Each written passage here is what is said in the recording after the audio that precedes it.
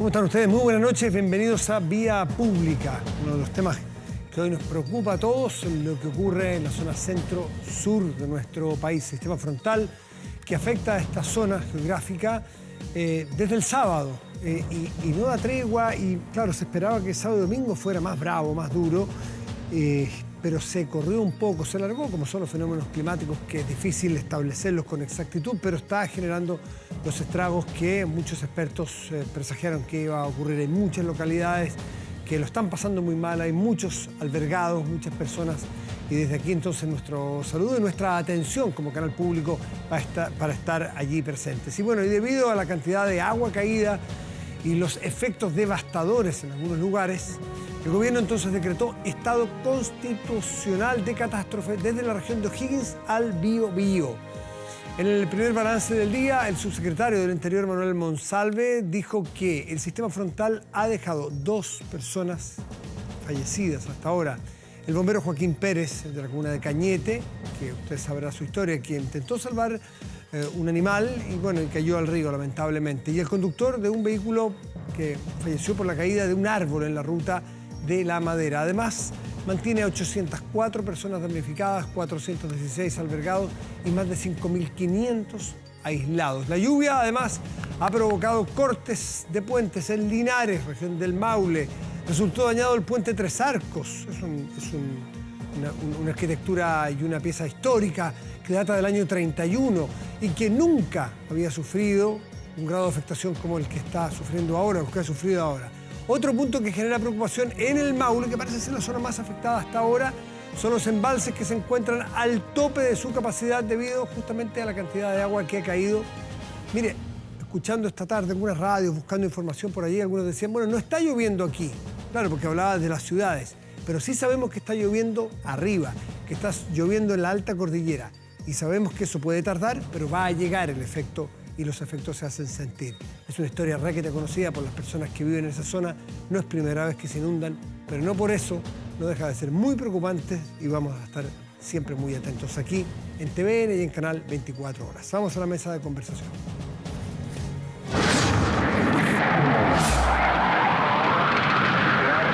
...50 años, golpe de Estado. Bueno, y iniciamos hoy, como es deber, y todos los medios de alguna forma y cada uno a su manera se aproxima a este hecho. Son 50 años y un hecho que marcó tanto nuestra sociedad, que habla de un quiebre que tiene antecedentes, momentos, consecuencias, como todo hecho histórico que desde el colegio nos enseñan. Nada ocurre un día, las cosas ocurren y son procesos históricos. Lo que más nos enseñaban los profesores en el colegio siempre, no se aprendan las fechas, son procesos históricos. Y los procesos hay que entenderlos con causas, consecuencias, los hechos mediatos, los hechos inmediatos. En ese ejercicio de reflexión, en ese ejercicio de diálogo, en ese ejercicio de los testimonios, es que nosotros nos embarcamos en este ciclo de los 50 años. Y con distintos protagonistas, desde donde les haya tocado. Es parte de lo que vamos a conversar pausada y profundamente con los invitados de esta noche. Ambos han sido ministros de Estado, no en esa época, después, pero sí, de una u otra manera han sido protagonistas. Con edades distintas, los pilló el año 73 en etapas de su vida muy distintas. Andrés Saldívar, entonces, bueno, un poco antes había sido ministro de Hacienda del presidente Frei, luego de la democracia cristiana, un líder que le tocó estar en la oposición al presidente Allende durante la Unidad Popular. Después pasó a la oposición a Augusto Pinochet y se fue al exilio, es decir, de vocación opositora muchas veces. Andrés Saldívar, buenas noches, gracias por estar aquí. Muchas gracias, Matías. Y Víctor Pérez tenía 21 años, me puse a revisar para sacar el cálculo. 21 años tenía para el... Mucho menos, 18. 18. Wikipedia dice que es del 54. Sí, pues 18, pues 73. Ah, el 73, claro, tiene razón. Claro. O 19. Claro, 19. Claro. 19 el 18 de octubre. Exactamente. Aquí. 18 de octubre. 19 años, Víctor Pérez fue ministro de Interior del presidente Piñera, pero fue senador, alcalde de Los Ángeles. Lo pilló muy joven, pero activo políticamente en esa época. Sí, ¿ya? muy activo políticamente. 73 ya, con cierta... ¿sí? Yo siempre cuento que puedo decir el día y la hora que yo decidí entrar en política. Mi familia no era política. Ya. mi mamá me enseñaba mucho a leer y mi papá a estar al día. O sea, yo leía el Mercurio, escuchaba el Reporter Eso y todo. Y la noche que gana Allende, pierde a Alessandri, mi familia esa parte de la familia era alessandrista, porque no nos juntamos. Los alessandristas estábamos en un lugar y los otros... ¿Qué? ¿La familia ya estaba dividida? Muy dividida. Y el otro día yo me fui al Partido Nacional a los 15 años. ¿Y había una familia proclive de la candidatura de Allende? Absolutamente. Y no nos juntábamos. Y éramos muy unidos, todos muy achoclonados, y eso absolutamente dividió. Bueno, y me tocó ingresar a los 17 años, el año 72, a la Universidad de Concepción. Claro. Estaba el MIR mandaba y con el Partido Comunista tenían una fuerte lucha, tanto así que una de las cosas que más me impactó frente a la Escuela de Derecho, a las 12 del día cayó asesinado un estudiante que era del MIR, que se llamaba Arnoldo Ríos, asesinado por los comunistas. 12 del día. Nunca se pudo investigar ese crimen porque el ministro en visita designado para el efecto no pudo nunca entrar al barrio universitario porque la universidad reclamó autonomía universitaria. El barrio, no la universidad misma. O sea, el barrio universitario, autonomía universitaria. El crimen sucedió, lo mataron más o menos, estaba en la escuela de los ingenieros comerciales, pero él muere afuera de la Facultad de Derecho. Bueno, Concepción era el epicentro de la política muy intensa. Ahí nace, ahí están los grandes dirigentes iniciales del MIR. Fíjate que cómo se resuelve... Enrique, Luciano Cruz. Pero te digo, para digamos un poco el contexto que se veía, ¿cómo se resuelve ese problema? Porque nosotros no podíamos casi entrar al barrio porque era territorio de izquierda para hacer actividad política, podíamos entrar como estudiantes, pero... ¿Y cómo se resuelve esto que los miristas y los comunistas se agarraban todos los días, pero una persona muerta? Los partidos del MIR y el Partido Comunista decidieron mandar personas a cargo. El Partido Comunista, que lo conocimos después, Antonio Leal, que fue diputado, sí, claro, paz descanse. Después fue PPD. Y el MIR, no recuerdo el candidato, pero eso te demostraba, y disciplinaron, que eran partidos militares.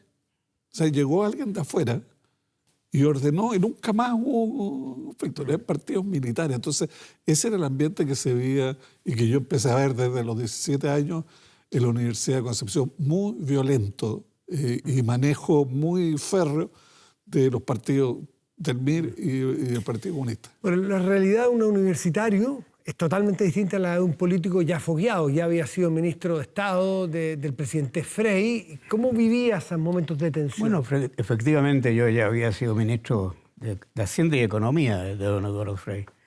Y dejé, es decir, salí del gobierno de Eduardo Frei junto con él cuando se cumplió su periodo presidencial. Y luego me embarcaron rápidamente a la política porque se produjo una elección complementaria para reemplazar al presidente Allende, que había sido senador por Chiloé y Ceni Magallanes. Entonces se reunió el Consejo del Partido, al cual yo era miembro. Yo había incorporado como miembro del Consejo, donde estaba Frei, padre, estaba Radomiro, estaba Bernardo Leito, Jaime Castillo, Renan Fuentealba, bueno, un equipo muy potente de políticos que teníamos en ese tiempo. Y había que buscar un candidato. Y propusimos a Gabriel Valdés. Y Gabriel dijo, yo no puedo, dijo, porque yo acabo de aceptar un cargo en las Naciones Unidas, a cargo del PNUD. Y por lo tanto ya estoy comprometido y tengo que partir. Bueno, empezó la discusión y todo, y de repente Renan Fuentealba dijo, bueno, ¿y por qué no Andrés Saldívar? Y todos me miraron. ¿Y te caíste en avión? Entonces yo le dije, mira, yo no puedo ser, le dije. ¿Por qué? Porque no tengo la edad. Yo cumplo 35 años el 18 de marzo y la elección va a ser, creo que era alrededor de los primeros días de enero. Entonces Renan escucha y dice, bueno, ¿y cuál es el problema? Pues me dijo. Modificamos la ley, pues me dijo. Claro, dijo, porque la razón más lógica es que si va a haber elecciones municipales en abril, como está así aprobado, hagamos la elección complementaria junto con las municipales. Y así no tenéis problema, pues me dijo. Bueno, terminé embarcado candidato a senador por Chiloé y Ceni Magallanes en una campaña muy dura, porque fue muy violenta. Incluso murió un camarada joven, O sea, esa violencia ya Juan se Villalonco, murió en ese tiempo. está viviendo la violencia ya en la política chilena, muy dura. Pero era muy violento.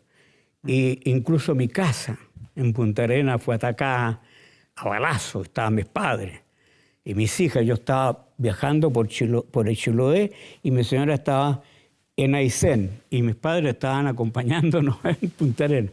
Bueno, ese día la gente nuestra andaba armada para defenderse y se agarraba a palos.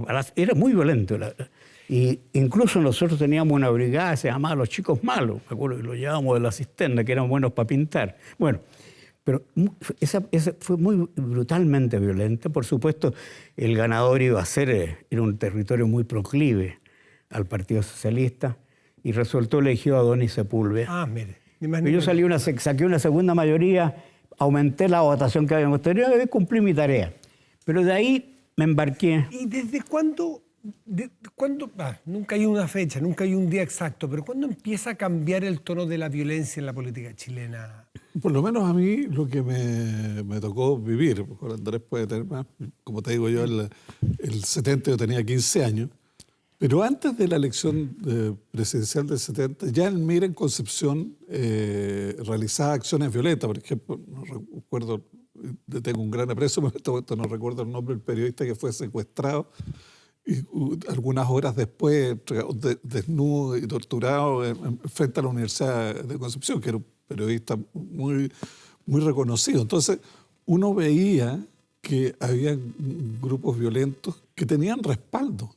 Yo vivía en O'Higgins con Ongolmo frente a la casa del rector de la universidad, que era don Edgardo Enríquez, padre de Miguel Enríquez. Miguel. Y yo veía, siendo 15, 16 años, cuando llegaba Miguel Enríquez, entonces cerraban la calle, los 125, los guardaespaldas y todo. Entonces, había grupos que eran respaldados. Fíjate que la primera señal de respaldo, a mi juicio, de los grupos violentos fue cuando el presidente Allende arma su grupo de escolta con lo que se llamaba los grupos de amigos personales, los GAP, que eran básicamente gente del MIR, que durante el gobierno de Frei Montalva había realizado muchos atentados. Imagínate lo que sería hoy día si el presidente Boris, su grupo de escolta fueran de la CAM. O sea, ¿cuál sería? Esa fue la señal.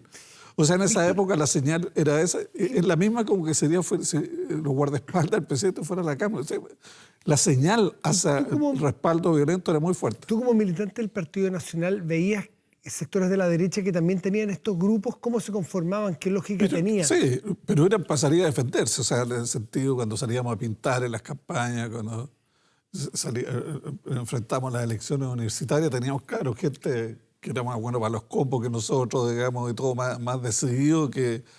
Pero la forma de hacer política era en la calle. Sí, pero si tú no tenías esos grupos que te defendieran, como decirle, te arrasaban, digamos, no tenías ninguna posibilidad de pegar una ficha, ni una posibilidad de entregar una pancarta y todo. Andrés... No, pero ahí, mira, yo te digo, la violencia, por supuesto, ha estado en varias oportunidades en la historia de nuestro país.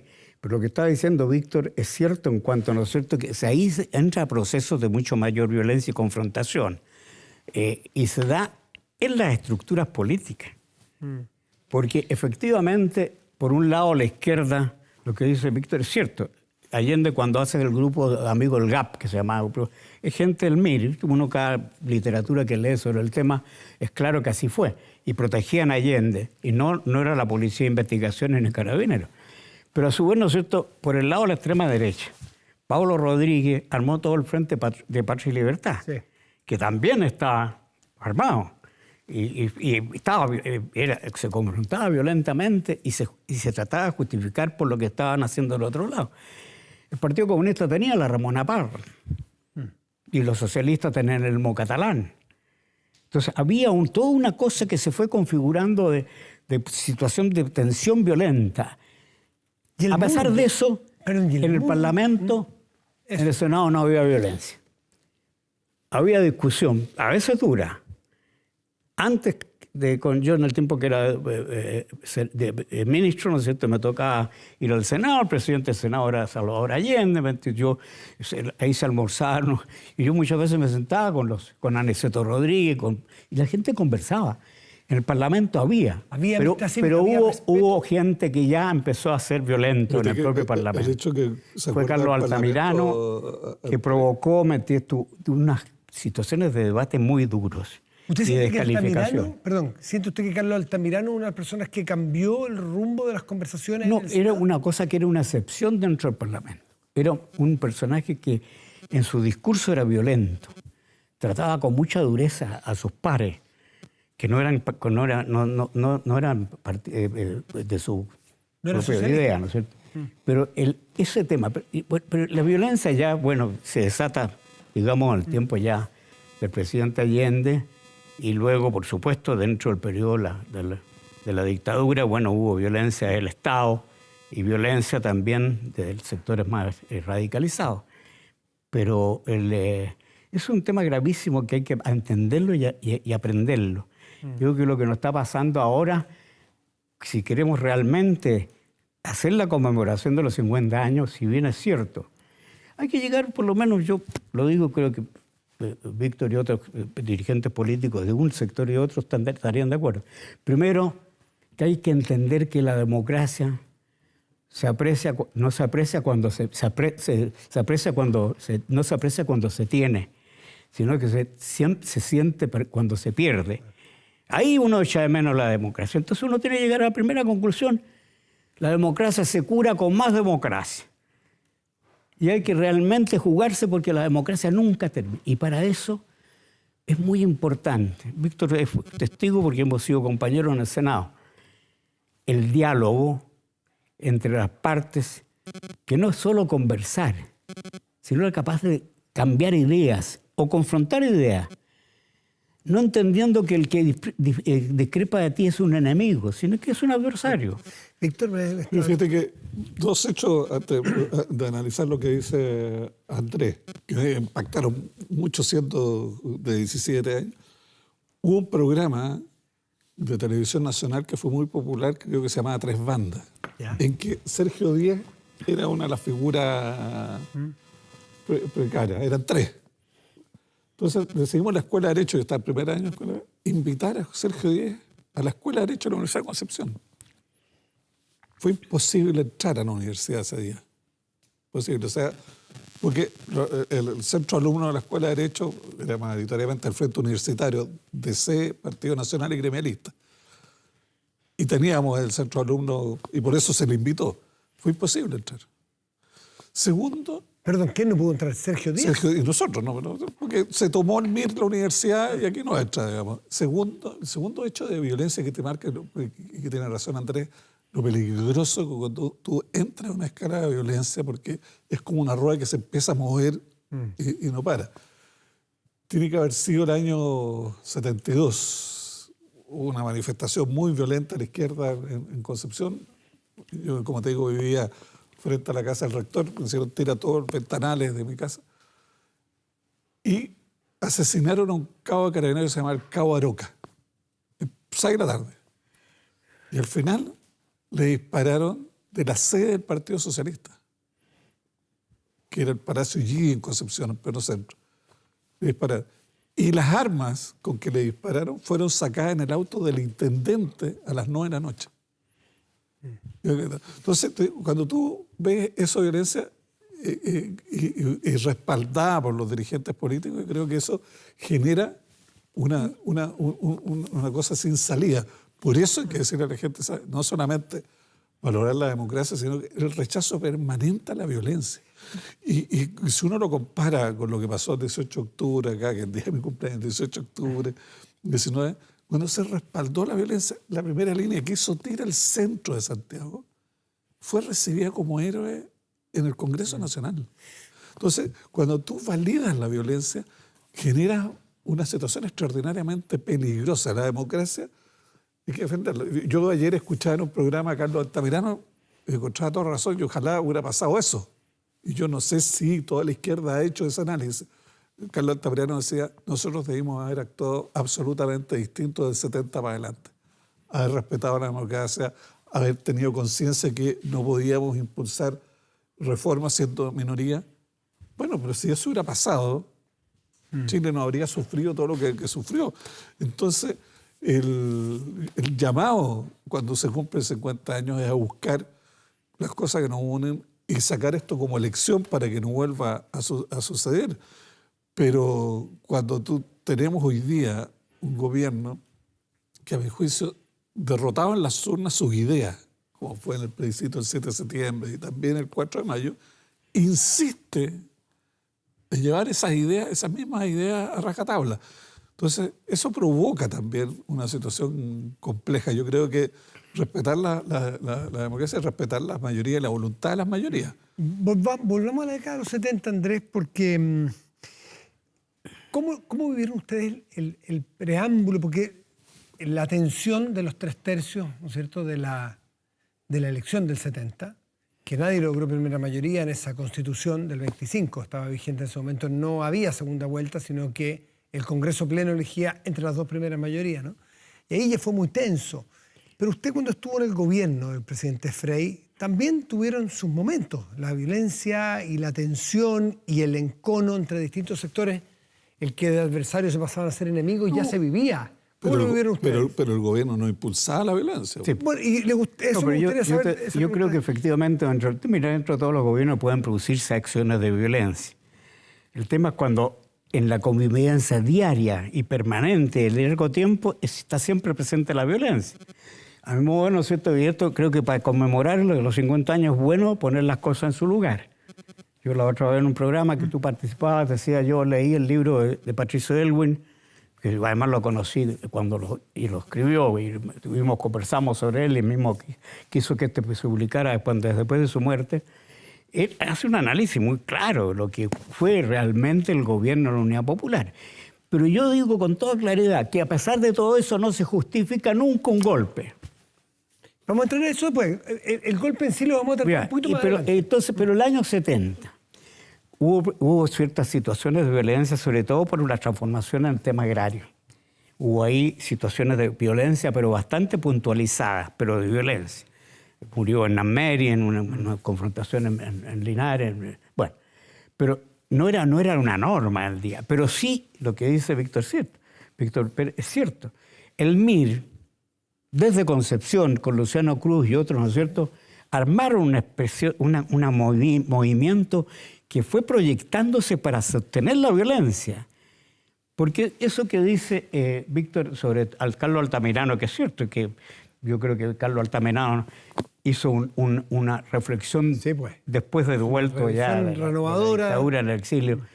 Lo dijo me acuerdo, cuando rindió honores, se rindieron honores a Patricio Aylwin en la ceremonia de honor del Congreso. Llegó Carlos Altamirano. Y formó la Guardia de Honor. Sí. Y cuando salió la Guardia de Honor, yo estaba presidente del partido. Y se dirigió donde estaba yo con el presidente del Partido Socialista. Esto fue ahora el 2015, claro. 2016. Y yo lo saludé y le dije a Carlos Altamirano, a pesar que habíamos tenido muchas peleas, muchas discusiones, con mucha dureza, pero siempre tampoco, yo nunca recurriendo a la violencia, ni él tampoco. Y le dije que lo felicitaba porque lo que había hecho era un acto republicano. Y me dijo, mira, me dijo Andrés, lo he hecho porque ese hombre tenía la razón, por Patricio Aylwin. Y eso después el presidente del Partido Socialista lo dijo en el discurso de despedida de Patricio Aylwin. Ahora, lo que sucede en el año 70, cuando viene la elección, perdón, quizás no yo fui el ministro de la transición. Disculpen, no necesariamente todos los telespectadores saben qué papel jugaba Patricio Aylwin en el 73, que era el presidente de la Democracia Cristiana, y fue el que intentó los diálogos con el presidente Salvador Allende, infructuosos, y para muchos esa imposibilidad de diálogo entre esos dos líderes fue lo que desencadenó en el golpe de Estado posteriormente. Solo lo hago a modo de contexto aclaratorio porque... Pero antes de esa etapa del 73, el 70, como tú bien decías, Allende no gana con la mayoría absoluta y requiere que el Congreso Pleno lo ratifique. Y la democracia cristiana, yo iría manteniendo lo que era una costumbre, que es el que saca la primera mayoría del elección, pero la democracia cristiana ya previendo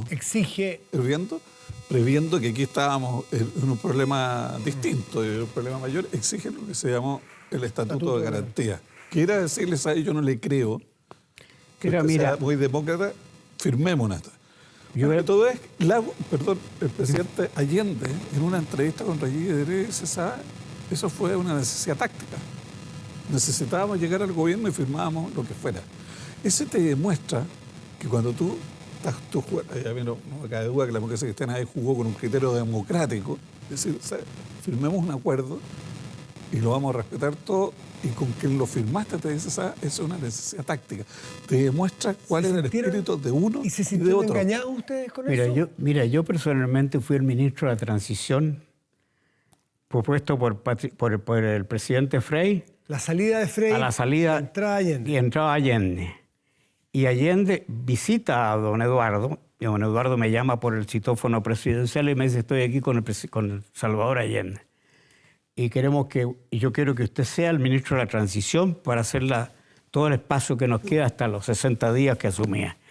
Y le digo, no tengo problema, presidente, pues nos ponemos de acuerdo, pero yo le digo, pero aquí tenemos que ser respetuosos de la Constitución, le dije. Aquí también tiene que haber un representante del otro candidato, por mucho que vaya a ser Allende, seguramente el presidente Allende el elegido. Perdón, que Jorge todavía Alessandri. no era el elegido, había obtenido Podía la ser primera elegido. mayoría. Todavía no estaba la elección del Congreso. Pero podía ser elegido por el Parlamento. Era lo más probable.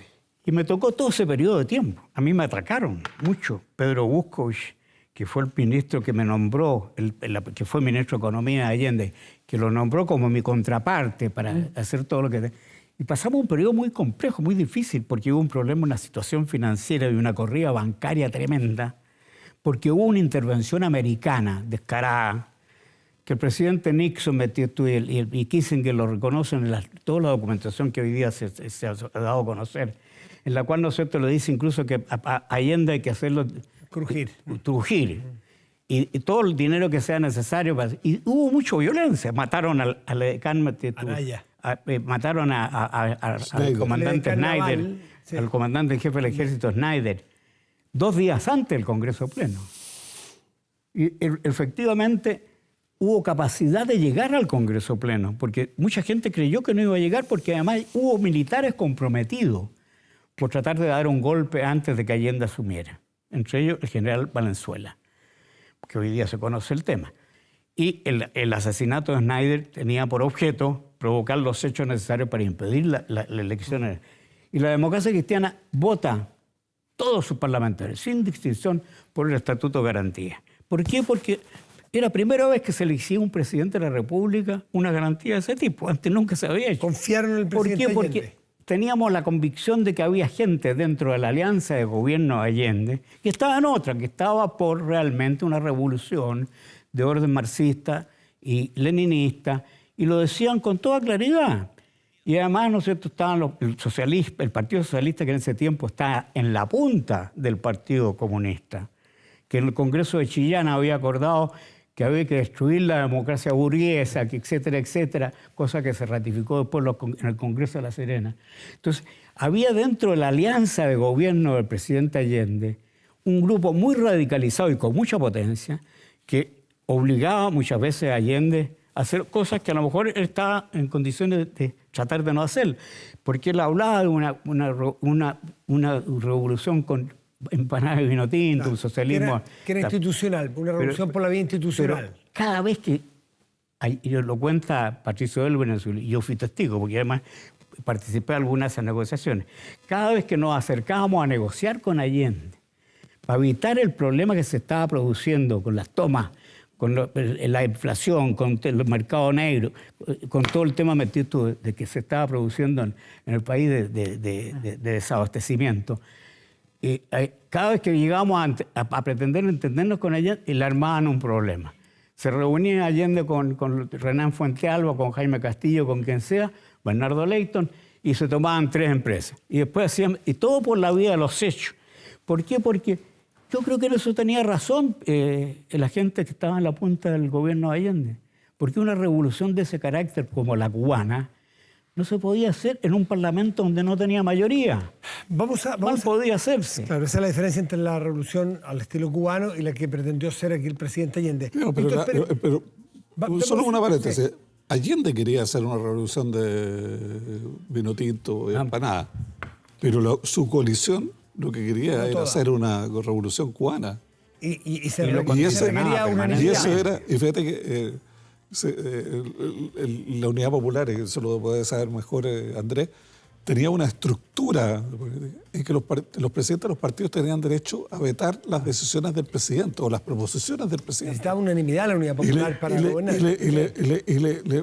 Permanentemente le boicoteaban. Entonces, separar a Allende de la Unidad Popular a mí me parece que es un juicio elemental para entender el problema. A la vuelta vamos a conversar sobre eso y sobre cómo se encajona el país en lo que termina el 11 de septiembre y cómo lo vieron cada uno de ustedes. ¿Les parece? Vamos a hacer una pausa, seguimos en estos diálogos tranquilos, reposados, nocturnos, para entender o para tener más antecedentes para poder entender en algo qué ocurría en ese Chile de los 70 tan convulsionados que terminaron con ese quiebre dramático del 11 de septiembre que estamos conmemorando justamente en un par de semanas más. Pausa y volvemos.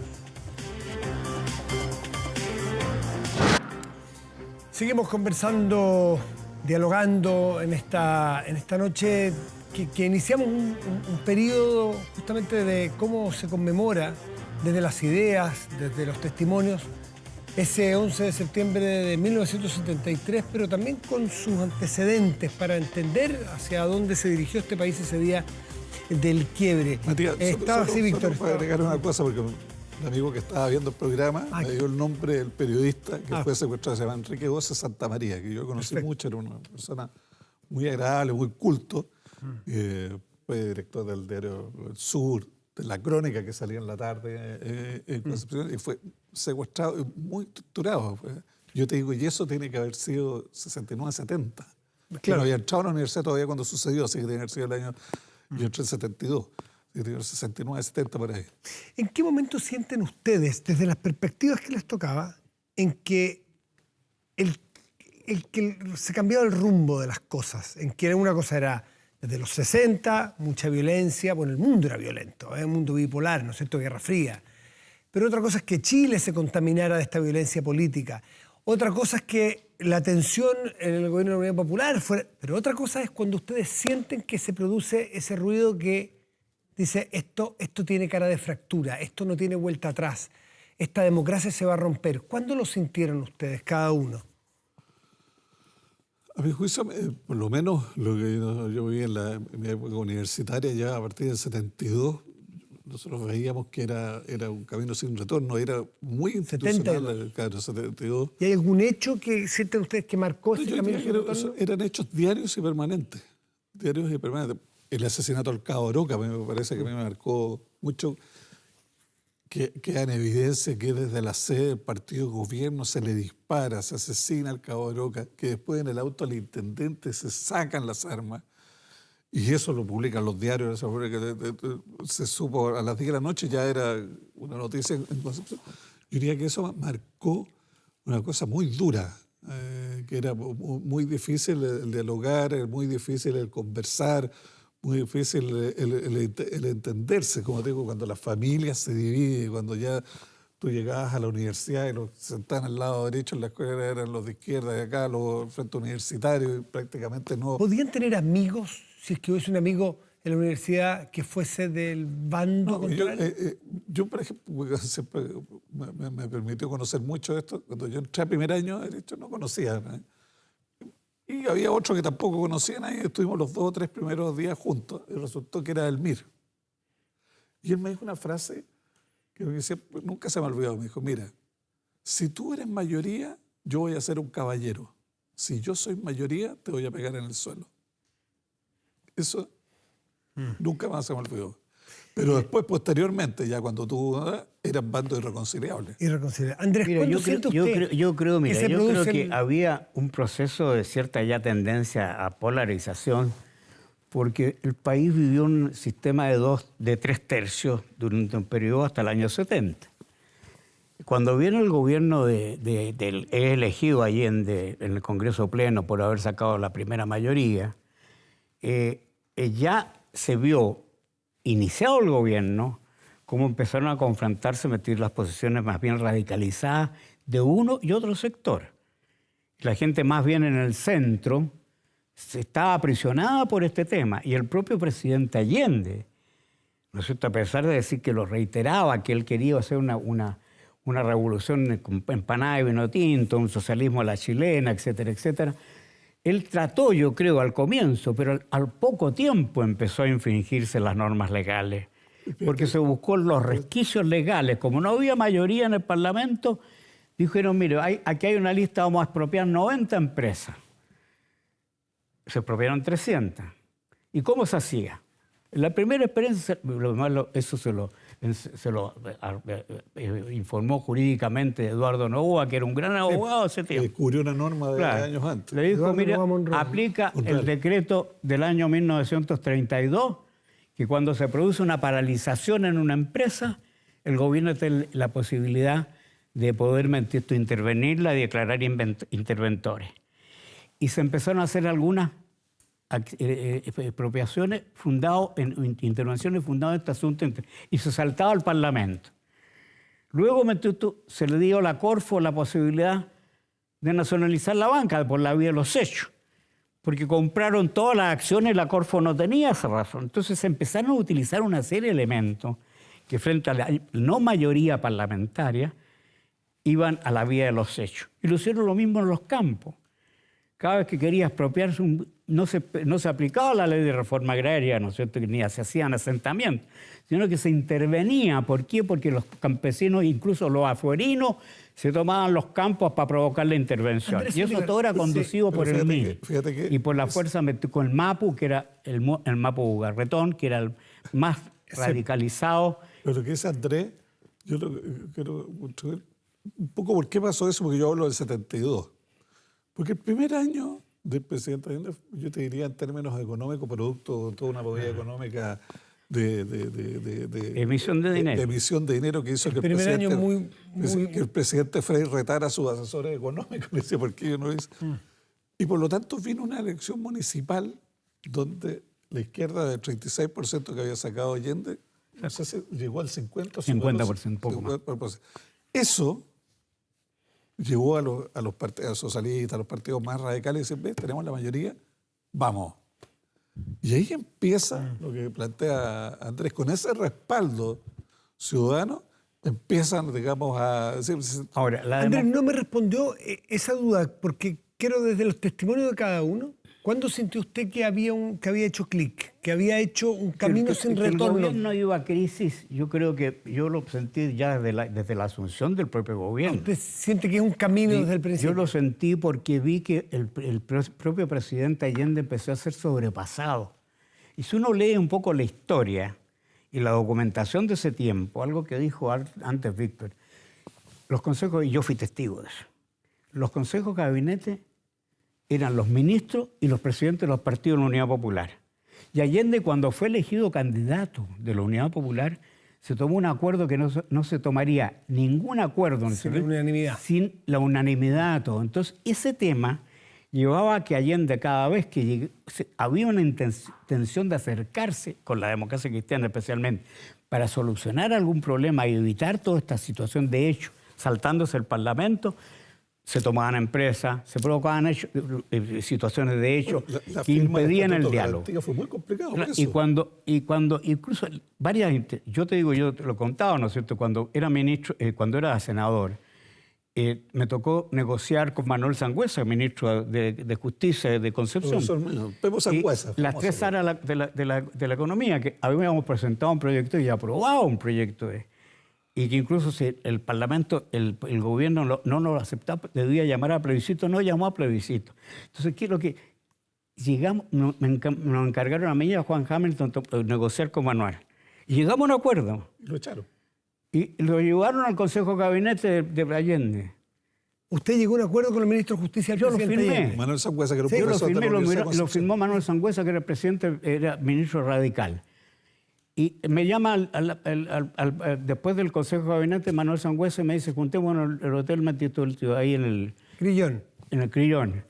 Porque ahí vamos a meter, te voy a explicar lo que ha pasado. Y me explicó, mire, yo llegué, me fui la noche anterior al Cañaveral, llevé el acuerdo. Allende. El Cañaveral era donde el presidente Allende se reunía con su sector más cercano. Y ahí, ¿no es cierto?, Allende le dijo, mire, mañana lo vemos en el Consejo de Gabinete. Y dice que leyó el acuerdo delante del Consejo de Gabinete y los presidentes de los partidos. Y al terminar, Altamirano pidió la palabra y le dijo, presidente, del momento que usted dé curso a ese acuerdo, por esa misma puerta nos vamos como el Partido Socialista. Romper la Unidad Popular. Me dijo Manuel Sangüesa, Allende hizo nada más que este gesto como diciendo, ¿qué hago? Porque Allende había sido elegido, hay que acordarse, para ser candidato, votó el Comité Central, o no sé qué instancia del Partido Socialista, sacó 13 votos y 14 abstenciones. Eso es O sea, tú eres el candidato que no tenemos otro. A ver, quiero que también recuerden, así como el momento que sienten que el asunto lamentablemente no tenía retorno, ¿en qué momento ustedes vieron la inminencia de un golpe militar? Yo personalmente te lo digo, Sí. yo creo que fue la elección del 4 de marzo. Del 73. Porque en esa elección nosotros tuvimos que ir en una alianza política con el Partido Nacional. ¿Por qué? Porque si íbamos separados con la ley electoral, Allende podía sacar mayoría siendo minoría. Entonces, de acuerdo con los informes electorales, acordamos, me acuerdo de Bernardo Leyton, dijo, nos aliamos contigo con el diablo, pero no nos pueden pasar por encima. Y entonces, en esa elección, ¿qué es lo que pasaba? Nosotros queríamos que realmente hubiera una elección limpia y que tener mayoría en el Parlamento. Y la izquierda quería a su vez también ganar. Pero sucedió que en este sector del CODE, la gente más en la extrema derecha. El CODE es la unión de la democracia cristiana Era la alianza y del Partido Nacional con el Partido Demócrata Cristiano y el Partido Radical. ¿Qué es lo que pasó? Había un sector, más bien de la derecha a la punta, que creía que ganar no solo por mayoría, sino que lograr los 2/3 para poder inhabilitar a Allende como candidato al presidente. Y no sucedió eso. No sucedió ni que la UP tuvo mayoría, ni que los querían en la otra punta el golpe de esto. El CODE ganó. No tenía idea. Entonces el país quedó sencillamente en una situación que Allende no tenía mucha posibilidad porque no podía instalar su programa, porque no tenía mayoría. Entonces, en ese momento yo vi que el asunto empezó a desarrollarse metido en un sistema de dice. Y viene el golpe, el tancazo. Junio. En junio. Del 73. Y viene la renuncia de Carlos Prat. Y Carlos Prat, ¿por qué funda su renuncia? Lo dice en sus propias memorias. ¿Por qué? Porque él creyó que si se mantenía como comandante en jefe iba a producirse una guerra civil. Porque se iba a dividir el ejército, porque había gente en el ejército que ya estaba complotándose para poner término al gobierno. ¿Cómo lo vieron ustedes desde la oposición más dura al presidente Allende? ¿Cuándo es la inminencia de un golpe? No, yo creo que cuando el presidente Allende ingresa a los comandantes en jefe al gobierno. Yo creo que ese, a mi juicio, fue entrar a los comandantes en jefe. Para nosotros, digamos, no teníamos la experiencia que tenía Andrés y todo, era una cosa absolutamente inédita, muy sorpresiva, digamos, ¿no? Y la gente empezó a pensar de qué lado están las Fuerzas Armadas, empezó toda una confusión. Pero el ingreso de los comandantes en jefe a cargo, el ministro del Interior era el comandante en jefe del Ejército. Transporte, justicia. Transporte era el de la Fuerza Aérea. Marino no sé qué cargo. Ruiz Danjó y Montero en Hacienda. Montero era de la Armada. Entonces, Ruiz Danjó de la aviación. Y después sucede un hecho que es más grave. Se produce una diferencia de opinión entre el presidente y el ministro de Transporte, que era Ruiz Danjó. Con Ruiz Danjó. Le pide la renuncia, pero también le dice que tiene que irse comandante en jefe. Entonces, ahí se provocó, a mi juicio, una utilización, era una demostración evidente que estábamos utilizando. Junto con eso, se nombran jefes de plaza, digamos, por lo menos en la región del Biobío. No recuerdo si fue en todo el país o solo en la región del Biobío. Y ahí la participación militar fue creciente. Yo te diría, eso yo la incorporación fue antes de la elección o después de la elección. No, la incorporación de los 3 militares no fue en agosto del 73. Claro, o sea, después de la elección. Ahí fue el último intento de lo que llamamos un gabinete de salvación nacional. Claro, que la Fuerza Armada incorporada, dije aquí. Me gustaría que. Nosotros vimos al revés lo que dice Víctor. Nosotros vimos que era, y apoyamos que hubiera un cambio de gabinete, porque estimamos que los 3 comandantes en jefe iban a poner orden en los temas que estaban provocando. Eran partidarios. Lo que pasa es que poner orden pero ¿qué es lo que pasó? es imposible. ¿Qué es lo que pasó? Viene incluso el intento de Allende de conversar con Elwin. Y lo hacen en la casa del cardenal. Silva Enríquez. Simón El Bolívar. cardenal los convoca y don Eduardo Frei, que fue el primero de ser convocado a esa conversación, dijo que él no quería ir porque iba a provocar, en vez de buscar una salida, una solución, iba a provocar seguramente un entorpecimiento. Y en esa reunión, Elwin lo dice ahí en su libro, y que sí es cierto, porque yo se lo escuché mucho antes a él, que se lo habría dicho. Le dijo a Allende, mire, usted tiene que tomar la capacidad de decidir, porque cualquier cosa que aquí acordemos, usted no muestra capacidad de tomar decisiones. Víctor Pérez No Andrés tenía. Saldívar, déjeme preguntarle lo último a los dos, que en sí la pregunta es arriesgada porque algunos que pueden creer que no se puede ni siquiera hacer esta pregunta, pero hay que hacérsela a los invitados que vivieron cada uno su momento y a su manera. ¿Se justificaba a su juicio y a su juicio el golpe del 73 o había otra salida? Yo creo que no había otra salida. Eso forma parte del debate porque yo he visto todo que dicen no estoy con la democracia o que estoy con el golpe. Si yo recuerdo a Carlos Altamirano lo que dijo ayer en un canal de televisión, que ellos debieron haber actuado distinto, creyendo más en la democracia, respetando a las mayorías, no habría pasado nada. Pinochet existe porque estuvo en la Unidad Popular, Pinochet existe porque estaba Allende. Y por lo Lo tanto, que ocurría ese 11 de septiembre, ¿su juicio justificaba un golpe de Estado? yo creo que yo no veo otra salida. El país está absolutamente polarizado, el país está además paralizado. Por lo tanto, creo que no había una salida política, que si hubiera sido una salida política, porque se habla mucho del plebiscito. Pero el que nunca- Allende pudo haber planteado en algún momento el plebiscito, pero la Unidad Popular se negó sistemáticamente porque nunca olvidemos el discurso de Carlos Altamirano el día 9 de septiembre, Vietnam heroico. O sea, ese era el llamado. Por lo tanto, creo que lamentablemente se cerró. Y por eso la gran enseñanza de este 50 aniversario es que tenemos que respetar siempre la democracia, rechazar siempre la violencia para no vernos enfrentados nuevamente. Pero a el una golpe situación. en sí no fue el primer atentado o violación a los derechos humanos, el propio 11, ese propio hecho. sí, Porque cuando- uno dicen, después se violaron los derechos humanos. ¿No se violó ese día? A Ya? ver, ese día provocó la derrota militar de la izquierda radical, que había llevado y estaba preparada militarmente. Eran partidos militares, el Partido Comunista, el Partido Socialista, partidos militares. Indudablemente hubo violaciones de derechos humanos y fueron víctimas, pero pudieron haber sido victimarios, como en Cuba, como en Nicaragua, como en Venezuela. Entonces, la situación era extremadamente compleja. Yo creo que todos hubiéramos querido, si hubiéramos mirado cómo hubiéramos podido resolver democráticamente, pero era posible sentarse a conversar democráticamente con el MIR, era posible sentarse con Carlos Altamirano, cuando uno veía en las calles de Concepción que eran... Andrés Saldívar, para usted lo que ocurría ese día. Yo te digo, yo ahí difiero de Víctor, porque yo no justifico el golpe. Yo incluso el día antes del golpe yo me fui a mi casa tranquilo y dormí como un niño. Me desperté en la mañana con un llamado a las 7 de la mañana que me decía que se había producido el golpe, porque todo el día hablaban que viene el golpe, viene el golpe, viene el golpe. Pero usted no firmó igual, la carta de los 13 demócratas cristianos que estuvieron en contra del Bueno, golpe. yo después te lo cuento al tiro, pero primero quiero verificarte lo siguiente. Primero yo creo que fallamos todos, unos y otros, y principalmente los que tenían más responsabilidad. Allende, por un lado, y seguramente la gente que tenía más fuerza política para hacerlo. No fuimos capaces de entendernos ni el diálogo. Yo creo que el diálogo es algo esencial. Aún en las peores crisis en el mundo se han salvado situaciones dramáticas. La guerra de Vietnam se salvó gracias al diálogo que abrió Kissinger con los chinos y terminó con la guerra. Claro, muchas veces no resulta.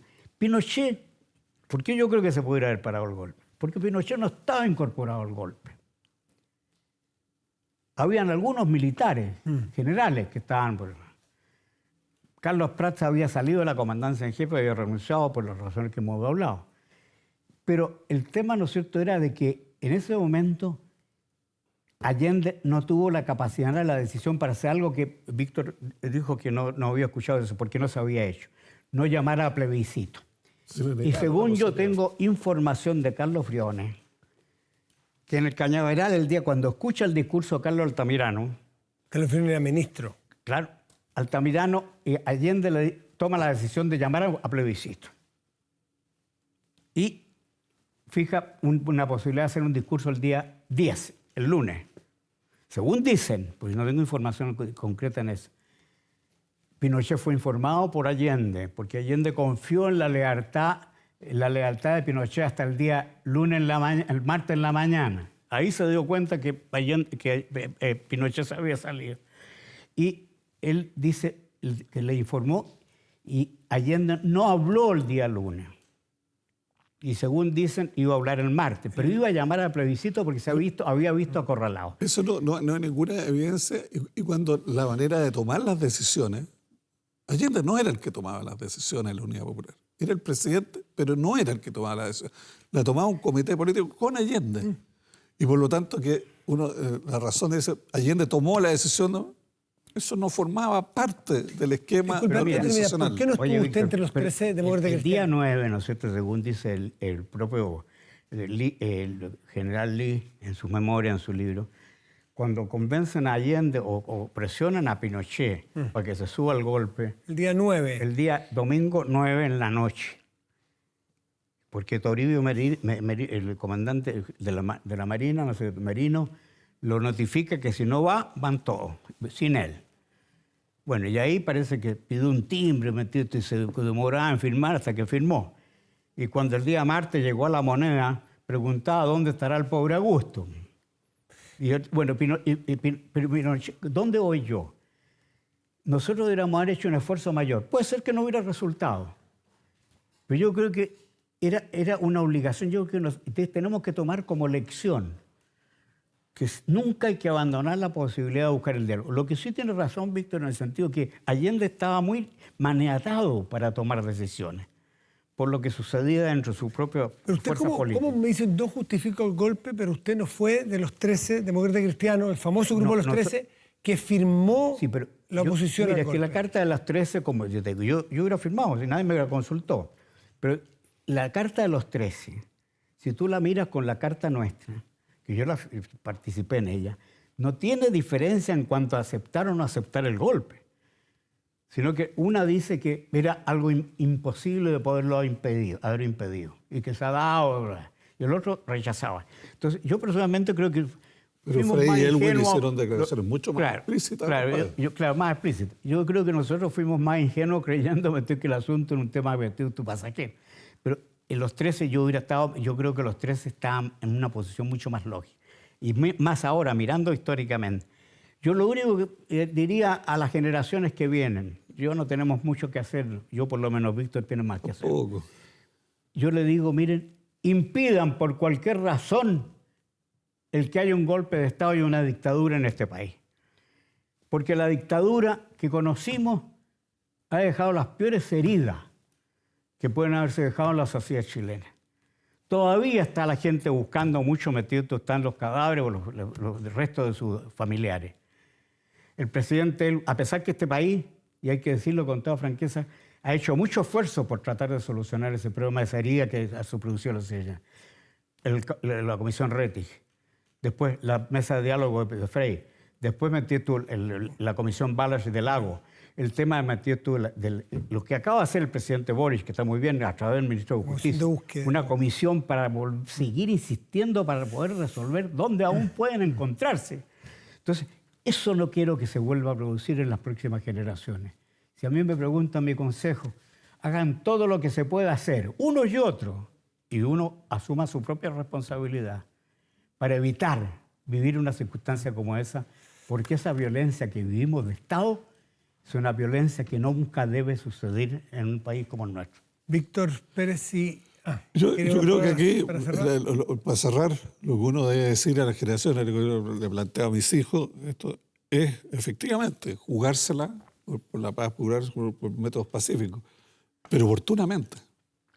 Cuando se desarrolla un proceso violento, tú en algún momento que no lo puedes parar. No lo puedes parar. Y eso sucedió en Chile. Y como te decía, imagínate la señal del presidente Allende, su grupo más cercano, militantes del MIR que habían hecho atentados terroristas durante el gobierno de Frei Montalva. Era lo mismo que si hoy día dijéramos la cama. Entonces, cuando tú vas produciendo eso, al final la situación lamentablemente es trágica. Y no queremos soluciones trágicas, por eso queremos soluciones que verdaderamente muestren consenso, pero todos tenemos que tener el ánimo de conversar y dialogar. Y yo creo que Chile recibió una elección el 18 de octubre, muy compleja, muy difícil de la violencia, en que se apoyó mayoritariamente la violencia y que felizmente el pueblo de Chile en el plebiscito del 72 dio una demostración de madurez impidiendo... El 22. Perdón, del 22, el 7 de septiembre del 22, una demostración de madurez de impedir que lo que planteaban los violentos se pudiera llevar a la práctica. Víctor Pérez, Andrés Saldívar, les agradecemos por haber estado en esta apertura de un ciclo, un miniciclo que vamos a hacer mañana. Va a haber otros dos protagonistas conversando desde su mirada los acontecimientos con la calma que requiere un caso tan grave, tan sensible para nuestra sociedad, que es tratarlo de esta manera civilizada, compleja y respetar las distintas miradas. Les agradezco, Víctor. No, gracias a ti. Don Andrés, Gracias, por haber estado aquí. Mira, lo importante, Matías, que esto que hacen ustedes y que esto haciendo todos los medios de comunicación sea una cosa no para inclinar la balanza por uno o para otro, sino que realmente sea una relación, Una de los conversación, hechos de diferentes posiciones. una Uno conversación tiene- como requiere un espacio como este. Y para mirar para el futuro y no las divisiones del pasado. Ya nos dividimos hace 50 años, irreconciliablemente. Vamos a revivir esa división. Se trata de revisar críticamente lo que ocurrió en todos esos años y con altura de mira. Y un canal público no tiene otra alternativa que no hacer un ejercicio como este y mañana con Por otras eso estamos personas acá. y seguir así. Sí, los agradecemos, de verdad. No. Gracias. Vamos a hacer una pausa y volvemos. Espérenos.